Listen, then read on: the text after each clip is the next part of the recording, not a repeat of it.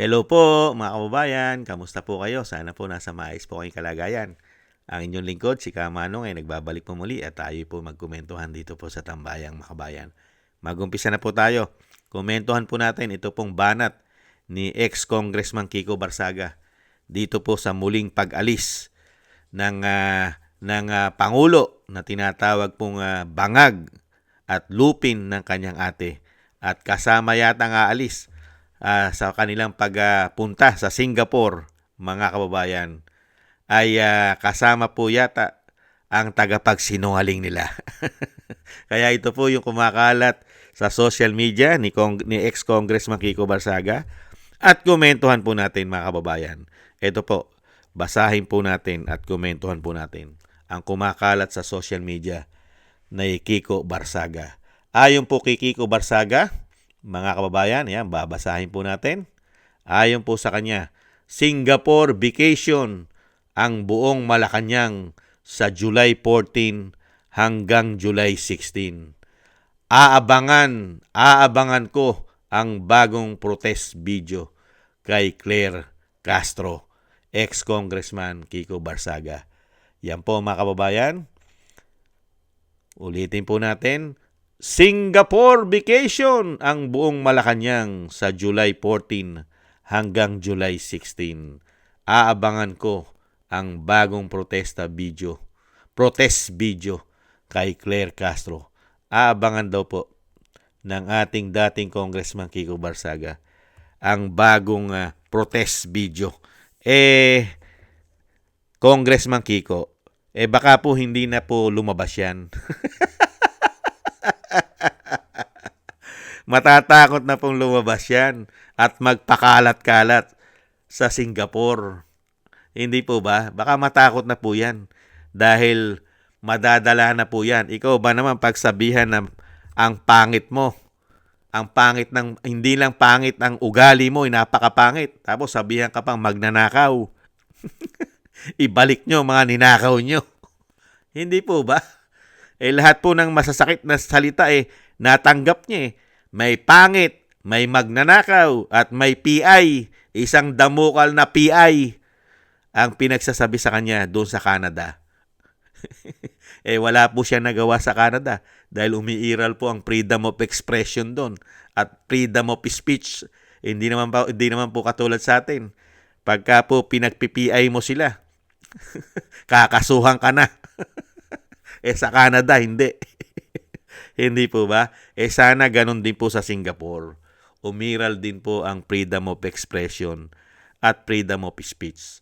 Dahil po mga lingkod bayan po ang mga politiko.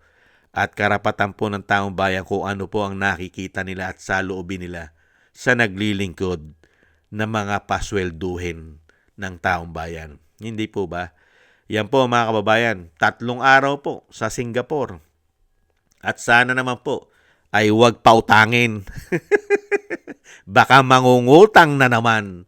Hindi kaya, mga kababayan, dahil alam naman po natin na ang ating bansa ay bagsak na bagsak ang ekonomiya at walang pumapasok na malalaking investment o investor. Natatakot po sila na pasukin ng ating bansa. Bakit po? Ikaw ba naman? Nasa number 3 na sa most corrupt sa buong Southeast Asia.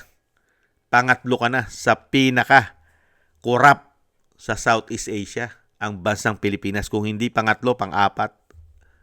Biruin mo yun. Paano papasok ang madayuhan sa iyo? Tapos may issue ka pa ng pulburon. At grabe pa ang politika. Grabe politika. At ubod ng mahal ng gasolina, kuryente, at mga bilihin sa ating bansa. Sino mag-iimbes? Ubod ng tataas at mahal. Meron po ba mag-iimbes? Kaya nga po ang ginagawang trabaho po ngayon nila ay lumabas ng bansa para isa rin po ang layunin yata nila'y mangutang. Hindi kaya? At hindi kaya ilabas din naman kaya ang mga pinagnanakaw nila? Pwede rin. Kaya sila panay ang labas ng bansa para ilabas din naman nila. Di umano ang mga pinagnanakaw nila. Hindi kaya? Nagtatanong lang tayo, pwede mangyari. Di po ba? Na pwede nila ilabas ang mga pinagnanakaw nila. Di umano. Yan po mga kababayan, ang banat ni Kiko Barsaga, ni ex-congressman Kiko, dito po sa Malacanang. Kabibiyahi lang, biyahe na naman. Ang bansa ay naharap sa isang damukal po na problema at may mga kalamidad pa.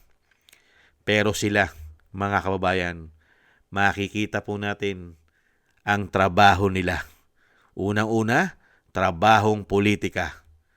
Pangalawa, unang-una pala, trabahong korupsyon. Pangalawa, trabahong pamumulitika. Kaya po ang naranasan ng ating bansa, ito, nganga. Nganga ang mga Pilipino. Pero yung mga nakikinabang, ang sarap ng buhay. Hindi po ba?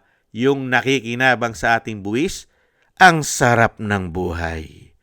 Pagka kinundi na mo, kakasuhan ka pa. Ipakukulong ka pa. Ganyan po katindi ang mga hayop na yan, di umano. At sana po'y matapos din po ang mga kahayupan at kademonyohang ginagawa niyan sa ating bansa, di umano. Yan po mga kababayan, ang banat po ni Kiko Barsaga. At sana po masundan ng masundan.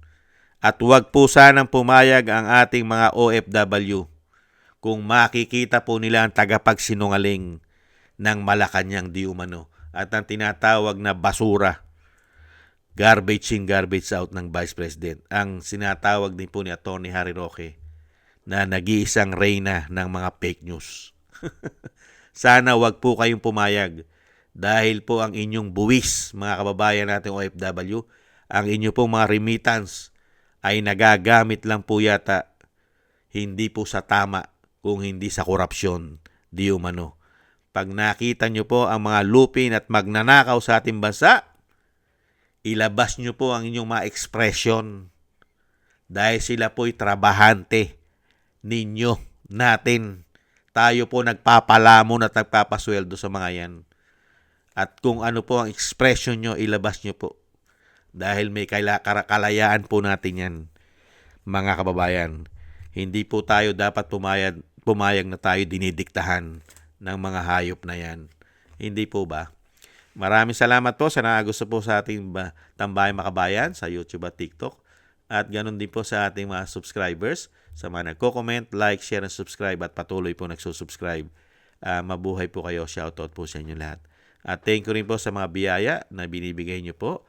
Shoutout po kay Eric Hershaw from Canada. Kay Jake Yahut from California, USA. Kingston from Hong Kong. Gina Ray from Berlin, Germany. Julieta Silona from Sydney, Australia. Baby Roman at Ate Isa from Cagayan, Bali. Kay ako si Pilam, Ani Jo. Kay Tatay Nick from Toronto, Canada. Kay Jesus Valdepena, Rolando Guerrero, Milayi, Felipe Shapno from Texas, USA. Ma'am LB Shermani from North Miami, Florida, USA. Mika Ligaspi, Frank Zamora from California, USA. At Romulo de Binagracia from Bacolod City. Shoutout po sa inyo lahat. Ingat-ingat po kayo, lalo-lalo po sa inyo po mga paggawa at God bless po sa inyo lahat. Tis-tis lang po tayo mga kababayan. Muli po. Bye-bye.